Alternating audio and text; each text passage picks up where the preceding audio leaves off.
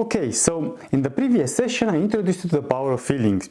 To illustrate this, let's consider one emotion that marketers often use to trigger a particular behavior in their audience, such as buying a product.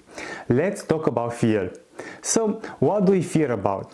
Well, we fear about rank losses and Google updates, we fear airplane crashes, we fear about our security, health and so forth. But we are lucky. Marketers are always on hand with a solution to eliminate our fears. Employ a miracle SEO tool, a broker to provide us with life insurance, or a security company to install an alarm system. Even when the probability of our fears coming true is low, we simply cannot stop fearing the future. For example, we already discussed about the probability of dying in a car crash being much higher than of dying in an airplane crash. And yet, after an airplane accident, we suddenly stop flying. We don't stop driving though when we see or hear of a car accident. Another interesting example is revealed by studies at the University of Chicago, described once again by Daniel Kahneman.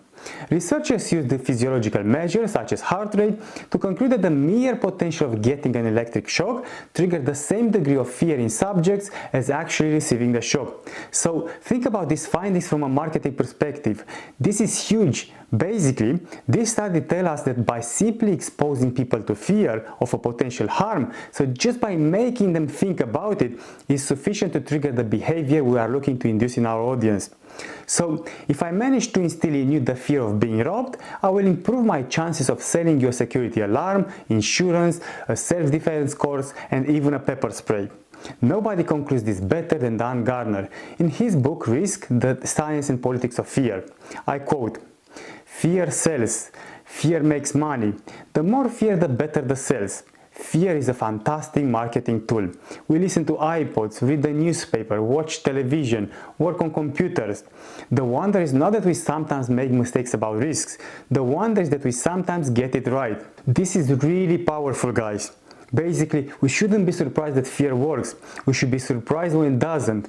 Fear operates directly on our emotions, bypasses awareness, and focuses System 1 on responding to the threat. It may sound cynical, but start by understanding the fears of your audience and develop your website around the targeted emotion or emotions. You will increase your chances to trigger the target behavior.